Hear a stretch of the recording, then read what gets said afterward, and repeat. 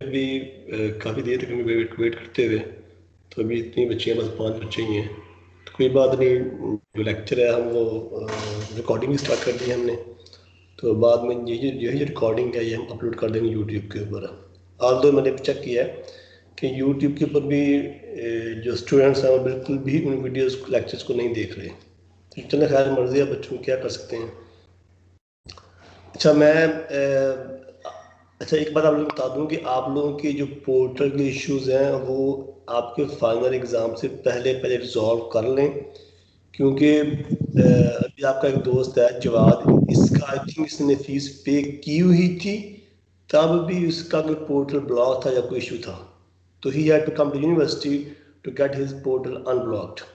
इसलिए आप इस पे ना रहें कि आप एंड टाइम पे जाकर अपना पोर्टल अनब्लॉक करवा लेंगे, क्योंकि अब एग्ज़ाम रीस्केड्यूल नहीं होगा।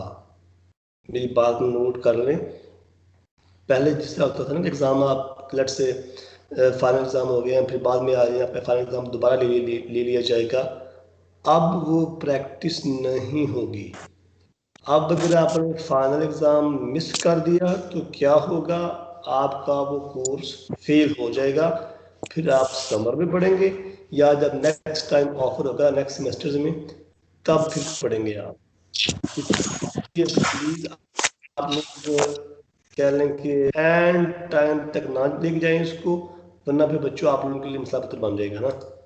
ठीक है, इसलिए कोशिश करें अपना जो पोर्टल है as soon as possible unblock करवा लें आप लोग। ठीक हो गया? चलें, मेरा ख्याल है अभी हम जो लेक्चर है वो स्टार्ट करते हैं।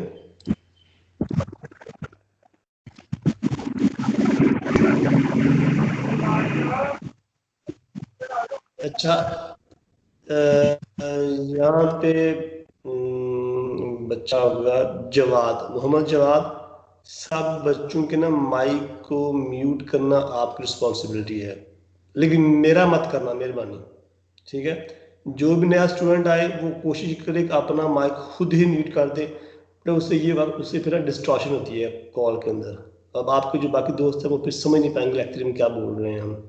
तो प्लीज़ कोशिश करेंगे जो बच्चा भी है अपना माइक म्यूट कर दे, लेकिन अगर कोई बच्चा भूल जाए तो मोहम्मद जवाद आपकी रिस्पॉन्सिबिलिटी है कि आप उसका माइक फ़ौरन म्यूट करेंगे। ओके, अभी यहाँ पे काफ़ी बच्चे नहीं हैं, आदिल लतीफ़ नहीं है, अलमान नहीं है, हसन जहांगीर, एहतशाम, उसामा, वो वाला आपका जो सी आर वो भी नहीं है इसके अंदर कॉल के अंदर। चलें खैर, आई होप कि वो लोग बाद में इंशाल्लाह जो रिकॉर्डेड लेक्चर है वो देख लेंगे वहाँ से। तो अभी हम शुरू करते हैं। याद है लास्ट टाइम हम लोगों ने क्या हम लोगों ने पढ़ा था? चलिए, आप लोगों को मेरी स्क्रीन दिखाई दे रही है प्रेजेंटेशन पावर पॉइंट की?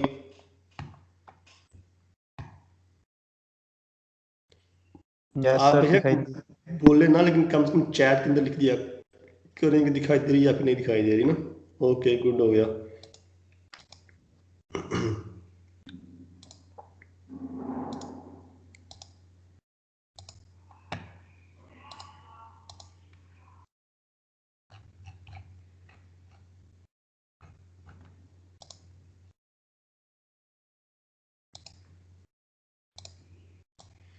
चलिए फिर स्टार्ट करते हैं। लास्ट टाइम बोला क्या पढ़ा था हम लोगों ने, याद है कुछ? मुझे भूल गया, मुझे भी याद कराएं यार। लास्ट वीक क्या लास्ट 2 दिन, एक दिन पहले, परसों क्या दिखा था हमने? हम मेरा ख्याल है शायद जो, हाँ जी, एनकोडिंग बिट रेट सर पढ़ा तुमने? हाँ जी, मेरा ख्याल है हम जो पल्स कोड मॉड्यूलेशन है ना, बल्कि इन फैक्ट हम पढ़ रहे थे कि आप एनालॉग सिग्नल को डिजिटल डेटा में किस तरह कन्वर्ट करते हैं। अगर मैं ऊपर जाऊँ, स्लाइड कहूँगी स्लाइड, कि हम टेक्निक देख रहे थे ये ना, कि आपके पास एनालॉग, पहले हमने लिखा था स्टार्ट पे कि आपके पास डिजिटल डेटा है, आपने उसको डिजिटल सिग्नल में कैसे कन्वर्ट करना है। वो लाइन कोडिंग, ब्लॉक कोडिंग, फिर जो स्क्रैम्बलिंग थी, उन टेक्निक्स थी। फिर हमने स्टार्ट किया था कि आपके पास अगर एनालॉग सिग्नल हो तो उसको डिजिटल डेटा में कैसे करेंगे। अब देखिए, अगर आपके पास एनालॉग सिग्नल है तो आपने उसको डिजिटल सिग्नल में कन्वर्ट करना हो तो क्या करेंगे, पहले आप एनालॉग सिग्नल को डिजिटल डेटा में कन्वर्ट कर सकते हैं, फिर उस डिजिटल डेटा को आप डिजिटल सिग्नल में कन्वर्ट कर सकते हैं। अब जो फर्स्ट प्रोसेस है एनालॉग सिग्नल से डिजिटल डेटा, वो भी हम पढ़ रहे हैं। उनमें से एक टेक्निक हमने पढ़ ली है हमने ना, जो पल्स कोड मॉड्यूलेशन है। जो दूसरी टेक्निक है डेल्टा मॉड्यूलेशन, वो भी हम पढ़ेंगे। लेकिन जब आप एनालॉग सिग्नल से डिजिटल डेटा अचीव कर लेंगे तो फिर आप डिजिटल डेटा को डिजिटल सिग्नल में कन्वर्ट कर लेंगे using the techniques we have already studied in the start, like line coding थी, ब्लॉक कोडिंग थी, स्क्रैम्बलिंग टेक्निक्स। उनको यूज करते हुए फिर आप डिजिटल डेटा को डिजिटल सिग्नल में कन्वर्ट कर सकते हैं। गुड हो गया। तो अभी हम जो पढ़ रहे हैं वो है कि how to convert analogue signal, how to convert analogue signal to digital data. तो उसके लिए दो टेक्निक्स हमने देखी कि एक पल्स कोड मॉड्यूलेशन जो हम ऑलरेडी देख चुके हैं, जिसके अंदर हमने देखा था कि 3 प्रोसेस होते हैं, 3 स्टेप होते हैं। पहला सैम्पलिंग है, फिर उसके बाद क्वांटाइजेशन, फिर उसके बाद आपके पास था एनकोडिंग। जो सेकंड उसका टेक्निक है एनालॉग सिग्नल को डिजिटल डेटा में कन्वर्ट करने के लिए, वो है डेल्टा मॉड्यूलेशन। तो आज हम असल में डेल्टा मॉड्यूलेशन ही पढ़ेंगे। देखते हैं क्या चीज़ है डेल्टा मॉड्यूलेशन। अब डेल्टा मॉड्यूलेशन असल में ये कंपैरेटिवली एक इजी टेक्निक है एज कंपेयर टू जो हमारे पास पल्स कोड मॉड्यूलेशन पीसीएम थी। पीसीएम थी उसमें याद है आपको, क्वांटाइजेशन के अंदर आप डिफरेंट जोन्स बनाते हैं, उन जोन्स को फिर आप डिफरेंट कोड वर्ड्स असाइन करते हैं। लेट्स से आपका जो पहला जो आपका जोन है उसको आप कर देते हैं, एक और जोन है उसको आप 0 1 0 कर देते हैं। इस तरह कोड वर्ड्स असाइन करते थे पल्स कोड मॉड्यूलेशन के अंदर, क्वांटाइजेशन के अंदर। लेकिन यहाँ पे डेल्टा मॉड्यूलेशन में इस तरह की वो जो कोड वर्ड असाइनमेंट है वो कुछ नहीं है। अब डेल्टा का असल मतलब होता है चेंज, डेल्टा। तो डेल्टा मॉड्यूलेशन क्या करता है, ये देखता है आपका जो एनालॉग सिग्नल आ रहा है ना, उस एनालॉग सिग्नल को 2 डिफरेंट टाइम्स पे कंपैरिजन करता है। अगर उस एनालॉग सिग्नल का जो एम्पलीट्यूड है वो बढ़ रहा हो, एम्पलीट्यूड बढ़ रहा हो मतलब एक सर्टेन पॉइंट से नेक्स्ट पॉइंट तक उसका एम्पलीट्यूड बढ़ रहा हो, एम्पलीट्यूड मतलब ये उसका वोल्टेज बढ़ रहा हो, तो क्या होगा, उसको हम 1 कंसिडर करेंगे। लेकिन अगर वो जो सिग्नल है वो नीचे जा रहा हो, मतलब ये उसका जो वोल्टेज है, एम्पलीट्यूड है, वो कम हो रहा हो, तो फिर हम उसको 0 कंसिडर करेंगे। ठीक है पढ़ में एक बार। PCM is very complex technique. ठीक है, delta modulation is the simplest scheme built to convert analogue signal to digital data. PCM finds the value of the signal amplitude for each sample. PCM के अंदर आप जो sample होता है ना, जो सैम्पलिंग करती है, आप उन डिफरेंट सैंपल्स की आप एम्पलीट्यूड वैल्यू फाइंड करते हैं। लेकिन डाटा मॉड्यूलेशन में ऐसा नहीं, data modulation finds the change from the previous sample, कि जो आपका प्रीवियस सैंपल था उसके हिसाब से अब जो चेंज है सिग्नल में वो पॉजिटिव है या नेगेटिव है, तो उसके हिसाब से फिर आप उसकी वैल्यू करते हैं डिसाइड, या 0 या फिर 1। अगर से उसकी जो no code words in scheme like, अब जैसा मैंने आपको बताया कि पीसीएम के अंदर जब आप क्वांटाइजेशन करते हैं तो क्वांटाइजेशन के अंदर आप डिफरेंट जोन्स बनाते हैं। उन जोन्स को फिर आप उसकी ये कैलकुलेट करते हैं कि कितनी बिट्स चाहिए उन जोन्स को रिप्रेजेंट करने के लिए। फिर डिफरेंट बिट पैटर्न्स आप उन जोन्स को एलोकेट करते हैं। इतना वो लंबा प्रोसेस। यहाँ पे डाटा मॉड्यूलेशन के अंदर वो जो बखेड़े थे ना, वो जो कह लें कि इतनी सारी चीजें थी, इतनी लंबा प्रोसेस था, वो यहाँ पे नहीं है। इसलिए कहते हैं जो, इसलिए this is data modulation is simpler but PCM is complex technique. कि डाटा मॉड्यूलेशन में जस्ट आप ये देखते हैं, इस डाटा मॉड्यूलेशन में आप ये देखते हैं कि आपका जो सिग्नल है उसमें चेंज कैसी आ रही है, उसका एम्पलीट्यूड बढ़ रहा है या कम हो रहा है, उस हिसाब से आप उसको वैल्यू असाइन कर देते हैं, 0 या फिर 1। अब इसके में जो मॉड्यूलेटर है क्या करता है, this scheme sends only the difference between pulses। आपकी जो पल्स आ रही है ना, आपकी जो सिग्नल की पल्स आ रही है, अभी एक पल्स है फिर उसका नेक्स्ट पल्स है, दोनों में फर्क कितना है, ये भी आ गया। It records the small positive or negative changes in amplitude of pulses at time tn+1 and tn। ठीक है, अभी आगे इसकी डायग्राम आ रही है, फिर हम इसको देखते हैं क्या इसका तो ये देखिएगा कि दो डिफरेंट टाइम्स पे वो जो जो दो डिफरेंट टाइम का जो डिफरेंस है वो आप डिसाइड कर लेते हैं क्या आप हर इतने टाइम के बाद इसको आप वैल्यू उसकी लेंगे, कैलकुलेट करेंगे और उसका डिफरेंस कैलकुलेट करेंगे। अगर उन दो टाइम्स पे उन दोनों जो वैल्यू ऑफ एम्पलीट्यूड है, अब एम्पलीट्यूड पता है आपको, सिग्नल का मतलब होता है उस सिग्नल का वोल्टेज, जितना उसका वोल्टेज होगा उतनी उसकी एम्पलीट्यूड वैल्यू होगी, और एम्पलीट्यूड वैल्यू वोल्टेज के हिसाब से चेंज अप एंड डाउन होती रहती है। तो अब वोल्टेज वैल्यूज को आप, इसका मतलब है दो डिफरेंट टाइम्स पे आप जो उन डिफरेंट टाइम्स पे जो वोल्टेज की वैल्यूज हैं आप उनको उनका जो कंपैरिजन है वो फाइंड करें, वो आपके पास या पॉजिटिव होगा या नेगेटिव होगा। अब पॉजिटिव कब होगा, जब आपका जो आपका जो कह लें कि जो आपकी एक वैल्यू है जिससे आप माइनस कर रहे हैं वो बड़ी होगी और जो माइनस कर रहे हैं वो छोटी हो। फॉर एग्जाम्पल लेट्स से अगर आप 10 में से 7 माइनस करते हैं तो you get +3, right.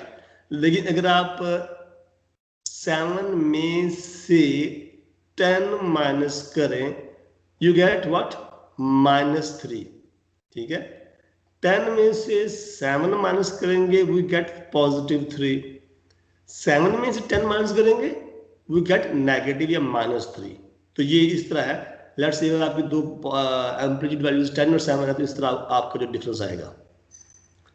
If the pulse is lower in value resulting in a negative value, अगर आपका जो वैल्यू है, आपका जो कंपैरिजन है, जो डिफरेंस आया, अगर तो वो नेगेटिव हो तो उसको हम वैल्यू देंगे 0, असाइन करेंगे वैल्यू 0। ठीक है, लेकिन अगर पॉजिटिव हो इसको डिफरेंस की हम उसको 1 कह देंगे। ठीक है, this scheme works well for small changes in signal value between samples। okay, if changes in amplitude are large this will result in large error। अब इसका मतलब है if changes in amplitude are large, क्या आपका एकदम ही आपके amplitude में बहुत बड़ी चेंज आई है। मैं अब यहाँ पे ड्रॉ कैसे करूँ,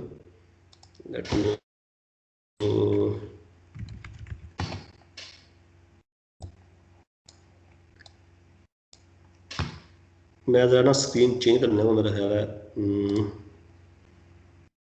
इधर ये मेरा पेंट यार, ये भी दिखाई दे रहा है आपको, मेरी स्क्रीन दिखाई दे रही है ना पेंट पे।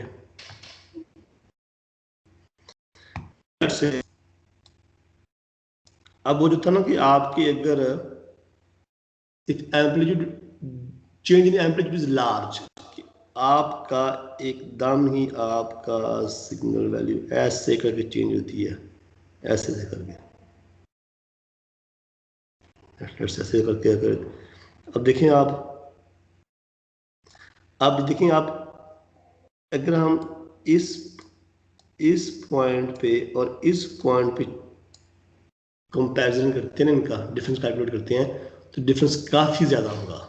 लेकिन अगर हम इस पॉइंट पे और इस पॉइंट पे कैलकुलेट करते हैं तो इनका जो डिफरेंस है काफ़ी कम होगा, क्योंकि देखिए ना यहाँ से एकदम इतना उसने जंप लिया है एम्पलीट्यूड में, तो इनका लेट्स से अगर ये फॉर एग्जांपल है लेट्स से 30,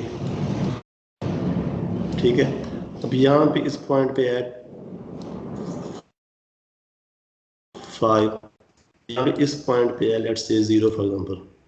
अब 5 अब चेक करें दोनों के बीच में हो सकता है जो टाइम का इंटरवल है वो सेम हो, कि ये यहाँ से 1 माइक्रो सेकंड में 0 से 5 तक गया, फिर 1 माइक्रो सेकंड में ही 5 से 30 तक गया। अब अगर 5 में से माइनस निकालेंगे, जो निकालेंगे बनता है 5, डिफरेंस कम है। अगर लेकिन अगर 30 में से 5 निकालेंगे तो बनता है हमारे पास 25, जो कि काफ़ी बड़ा डिफरेंस है। ठीक है, इसलिए वहाँ पे कहने का मतलब ये था, अगर तो जो डिफरेंस है वो कम हो तो फिर हमारे पास का मार्जिन कम होगा, लेकिन अगर जो डिफरेंस है वो अगर काफ़ी ज़्यादा हो तो इन दैट केस हमारे पास जो एरर का मार्जिन है वो ज़्यादा होगा। Okay, let's go back. ठीक हो गया?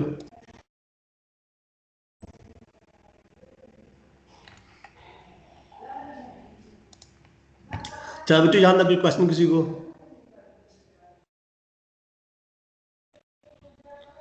चलो फिर हम ना नेक्स्ट सर होगा क्या सर इसका, ये जी कम ज्यादा बेटा, होगा सर?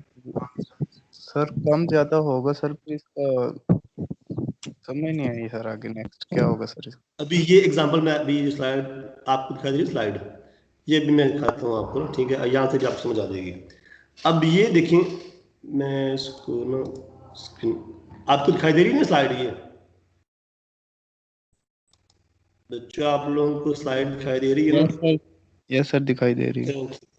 अभी ये जो ब्लू लाइन है ना, ये आपका है ओरिजिनल सिग्नल, ठीक है? जो ब्लू लाइन है ये आपका असली सिग्नल है, एनालॉग सिग्नल। अब इसको आपने डिजिटल डेटा में कन्वर्ट करना है यूजिंग डेल्टा मॉड्यूलेशन। डेल्टा में डेल्टा का मतलब, डेल्टा का जो वर्ड है ना, इसका असल मतलब होता है चेंज, ठीक है?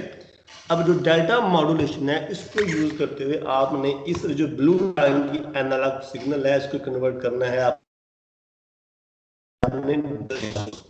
अब असल में जब आप स्टार्ट करते हैं ना, स्टार्ट आपके पास सिर्फ ये लाइन है, गिवन है, ठीक है? अब उस लाइन से ये जो स्ट्रीम है आपने जनरेट करनी है यूजिंग डेल्टा मॉड्यूलेशन। अब चेक करें इस पॉइंट से, अब इसमें स्क्रीन फुल नहीं है, इस पॉइंट से इस पॉइंट के बीच में आप चेक करें जो वोल्टेज है उसका डिफरेंस क्या है, ठीक है? इस पॉइंट पे जो लेट्स से वोल्टेज है उसकी वैल्यू हायर है इसकी निस्बत, तो इसका मतलब है इसका और इसका जो डिफरेंस है वो होगा क्या? पॉजिटिव, ठीक है? कि इस पॉइंट पे जो ये जो आपको दिखाई दे रही है ना, जो ग्रिड दिखाई दे रही ग्रिड, इस पॉइंट से इस पॉइंट का जो डिफरेंस है, यार मैं इसको स्क्रीन को फुल करता हूँ, शायद कुछ फिर मजा आएगा। अभी आपको दिखाई दे रही स्लाइड? यस सर, दिखाई दे रही है। ठीक है, गुड हो गया। अब ये पॉइंट चेक करें, इस पॉइंट और इस पॉइंट से दो डिफरेंट पॉइंट्स हैं, इन दोनों का जो डिफरेंस है वो क्या होगा? इसमें से आप ये माइनस करें तो डेफिनेटली आपका जो डिफरेंस है वो पॉजिटिव होगा, ऐसे ही ना? क्योंकि आप बड़ी वैल्यू में से छोटी वैल्यू माइनस कर रहे हैं, तो इसका मतलब है आपका जो डिफरेंस है वो पॉजिटिव है, मतलब ये आपका एम्पलीट्यूड बढ़ रहा है, आपका सिग्नल की जो कर रहा है ऊपर जा रही है। तो इसका मतलब जब आपके पास जो डिफरेंस आपके पास पॉजिटिव होगा, फिर आप उसको 1 करेंगे, ठीक है? फिर आप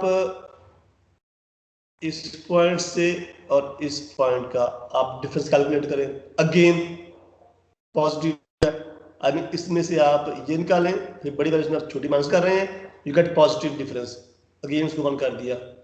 इस तरह आप करते करते करते यहां तक पहुंच गए आप, ठीक है? कि आप इसमें से ये निकालेंगे, फिर पॉजिटिव आ गया। अब मैं यहां पे जाता हूं, इसमें से सॉरी ये वैल्यू माइनस करता हूं इसमें से, ठीक है? इसमें से ये वैल्यू माइनस कर रहा हूं मैं। अब जो इस पॉइंट पे एम्पलीट्यूड या वोल्टेज की वैल्यू है और जो इस पॉइंट पे एम्पलीट्यूड या वोल्टेज की वैल्यू है, उस इसमें से मैं इसको निकाल रहा हूं। अब छोटी वैल्यू में से आप बड़ी वैल्यू माइनस करेंगे ना, तो आपके पास क्या आ जाएगा? नेगेटिव वैल्यू आएगी, नेगेटिव कंपैरिजन आएगा हमारे पास। तो इसका मतलब है इन दैट केस हम जो वैल्यू डेल्टा मॉड्यूलेशन अकॉर्डिंगली जब नेगेटिव डिफरेंस आएगा उसको हम 0 असाइन करेंगे। तो उस हिसाब से फिर हमारे पास ना ये जो स्ट्रीम ऑफ बिट्स है ये जनरेट होगी हमारे पास। यहाँ हम चेक करें डेल्टा मॉड्यूलेशन के अंदर, जिससे हम पीसीएम में करते थे ना, पीसीएम के अंदर पहले हमने इसमें सैम्पलिंग कर ली, सैम्पलिंग की पहले हमने इनकी, फिर उस सैम्पलिंग के बाद हमने उनकी क्वांटाइजेशन की हमने उनके जोन बना लिए, फिर हर जोन के हिसाब से हमने उसको बिट पैटर्न या कोड वर्ड साइन कर लिए, फिर उसके बाद एनकोडिंग की। इतना लंबा प्रोसेस था। डेल्टा मॉड्यूलेशन में इतना लंबा प्रोसेस नहीं है। डेल्टा मॉड्यूलेशन से ये है कि आपका जो सिग्नल आ रहा है दो डिफरेंट टाइम्स पे उस सिग्नल का जो एम्पलीट्यूड या वोल्टेज है उसका डिफरेंस कैलकुलेट करना है। अगर डिफरेंस पॉजिटिव है तो उसको आप 1 कर दें साइन, अगर डिफरेंस नेगेटिव है तो उसको आप 0 कर दें साइन। ये है डेल्टा मॉड्यूलेशन। ठीक हो गया। अब बताएं आपको इसमें कोई क्वेश्चन है डेल्टा मॉड्यूलेशन के अंदर? तो आई थिंक हुसैन को समझ नहीं आई थी। हुसैन क्लियर है आपको? यस सर क्लियर है। चलें गुड हो गया। और किसी का कोई क्वेश्चन हो तो प्लीज बता दें, ना फिर आप आगे चलते हैं। जी चल बेटा बताएं। सर आपने बताया कि जब ये नेगेटिव की तरफ जाएगा तो इसकी वैल्यू 0 होगी। जो ये पीक वैल्यू पे आपने 1 लगाया, इसके बाद ये नेगेटिव की तरफ जा रहा है, तो इसकी वैल्यू ये 1 कैसे आई? मतलब पीक वैल्यू के बाद एक 1 और डाला हुआ आपने नीचे। असल में ये बात कर रही हैं आप, ये असल में आपका जो स्टेयर केस है ना, असल में उस हिसाब से आप देखिए। आप ये स्टेयर केस की एग्जांपल यहाँ पे आ रही है, उसके आप स्टेयर केस कंपैरेटर में आप एक स्टेयर केस सिग्नल जनरेट करते हैं। ठीक है। जब आप कंपैरिजन करते हैं ना तो उसके हिसाब से आप एक स्टेयर केस आई थिंक मैंने आपको पहले शायद बताया था। स्टेयर केस ये एग्जांपल है स्टेयर केस सिग्नल, याद है आप लोगों को? स्टेयर केस मतलब अब एनालॉग सिग्नल में आपको ना वैल्यू होती है आपकी कंटिन्यूस।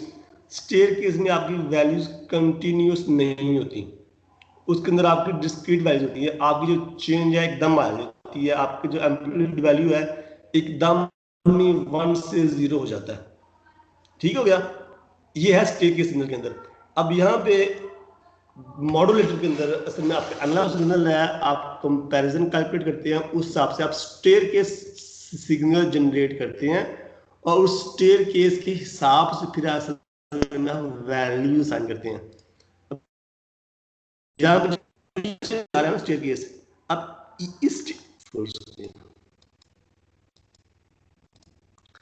अब ये स्टेयर केस चेक करें क्या है, पॉजिटिव जा रहा है अभी यहाँ पे। ठीक है।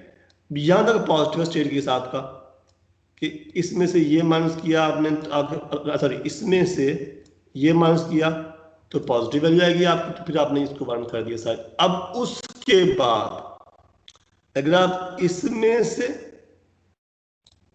ये माइनस करते हैं तो आपकी सॉरी हाँ इसमें से ये माइनस करते हैं तो वैल्यू नेगेटिव आएगी, तो नेगेटिव का मतलब 0। अच्छा एक और बात, फिर इसमें से अगर आप ये माइनस करते हैं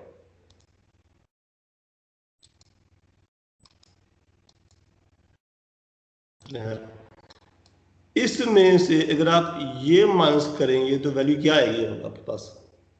डिफरेंस क्या आएगा? 0 आएगा। क्या आएगा? 0.0 आएगा।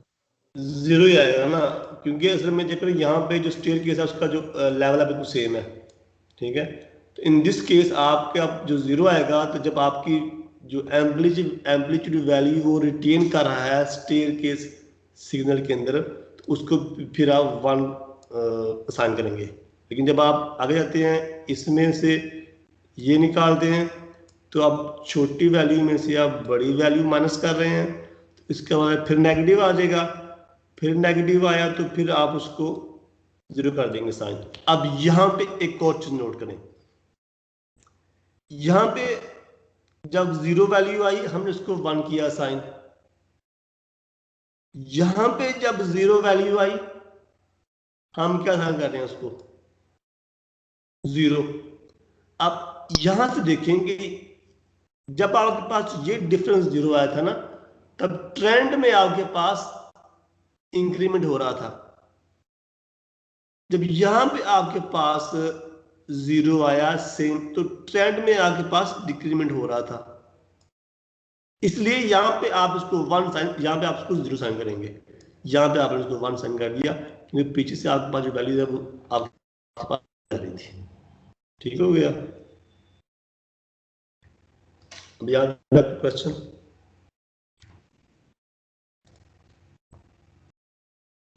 सर चुप कर गए यार।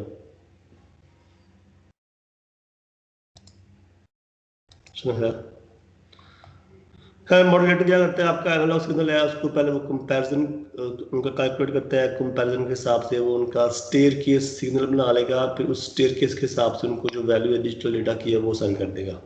ठीक है, और जब आप उसका उल्टा करेंगे, आपका जो जब आप उसकी डीमॉड्यूलेटर करेंगे या फिर जब आप उसकी डिकोडिंग करेंगे, जिसको यहाँ बोलते हैं डीमॉड्यूलेशन, जब आप उसकी डीमॉड्यूलेशन करेंगे तो आपके पास उसका उल्टा प्रोसेस है। मतलब ये कि आपके पास डिजिटल डेटा है 01 की फॉर्म में, आप उसका पहले स्टेयर केस सिग्नल बना लेंगे, वो स्टेयर केस सिग्नल आपका बिल्कुल ऐसा ही बनेगा जिस तरह ये यहाँ पे है ना,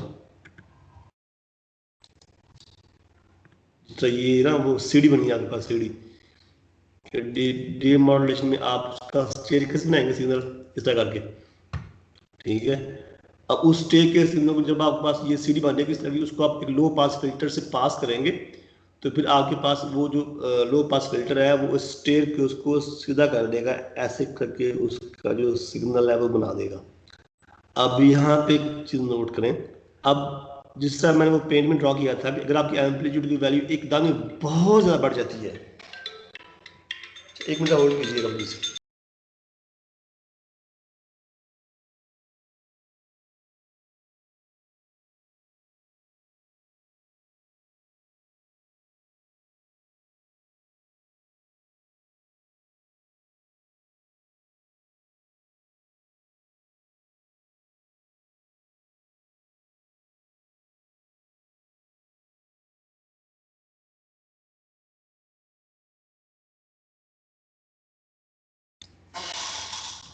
ठीक हो गया, तो जो लो पास फिल्टर है वो क्या करेगा, ये जो एज आ रहे हैं ना इनको बिल्कुल वो सीधा कर देगा आपके पास, वो आपको वो एनालॉग फॉर्म में आपको कंटिन्यूस सिग्नल दे देगा। लेकिन मैं ये कह रहा था कि अगर आपके पास वो जो डिफरेंस है जो मैंने पहले बताया कि जब आपके पास जो डिफरेंस है एम्पलीट्यूड वैल्यू में बहुत ज़्यादा हो तो उसके अंदर एरर काफ़ी आ सकती हैं। फिर क्या होगा, फिर जो आपका है ना लो पास फिल्टर, और लो पास फिल्टर फिर उस सिग्नल को बिल्कुल एग्जैक्टली ऐसे स्मूथ नहीं कर पाएगा, उसके अंदर भी फिर एरर के चांसेस होंगे। ठीक हो गया, अभी यहां तक हमने कर लिया है पल्स कोड मॉड्यूलेशन, फिर उसके बाद डेटा मॉड्यूलेशन। उसके बाद हमारा लास्ट टॉपिक है इस चैप्टर का जो है ट्रांसमिशन मोड्स, कि आप जो डेटा ट्रांसमिट करते हैं वो किस तरह में करते हैं। अब उसके इसमें दो तरीके हैं, उसके दो तरीके हैं, उसका एक पैरेलल है और एक सीरियल है। अब सीरियल में आगे फिर तीन है, मुझे अब बैठ अब सीरियल में फिर आगे तीन तरीके हैं, एक है एसिंक्रोनस, सिंक्रोनस, आसिंक्रोनस। ठीक है, तो चले यार आई थिंक यहाँ हम स्टॉप करते हैं, तो अभी हम इसको पढ़ेंगे नेक्स्ट ट्यूसडे को। ठीक है ना, आप लोगों में से किसी का कोई क्वेश्चन है? अभी आज का लेक्चर में हम स्टॉप कर रहे हैं जी। बच्चों किसी का कोई क्वेश्चन भी है मैं पूछता हूँ। अदील आपका क्वेश्चन है कोई? बेटा माइक पे अनम्यूट करके बात कीजिएगा। अदील जी जी सर, नहीं क्वेश्चन कोई नहीं। ठीक है, आपके वकार बेटा आपका क्वेश्चन है कोई?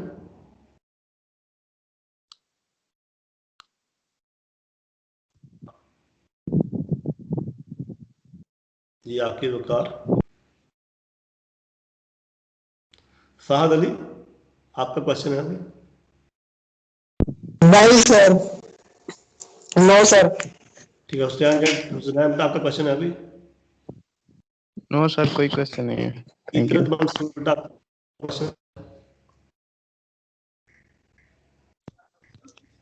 सर, कोई क्वेश्चन नहीं।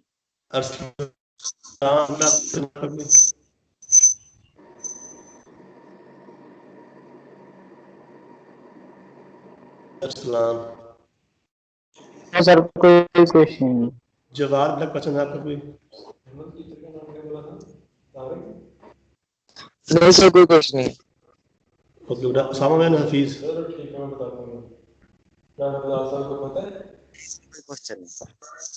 ठीक है बेटा, जाकिर खान। नो सर, कोई क्वेश्चन नहीं। चलिए ठीक है, बच्चों अपना ख्याल रखिएगा। ठीक है, और अल्लाह अस्सलाम वालेकुम।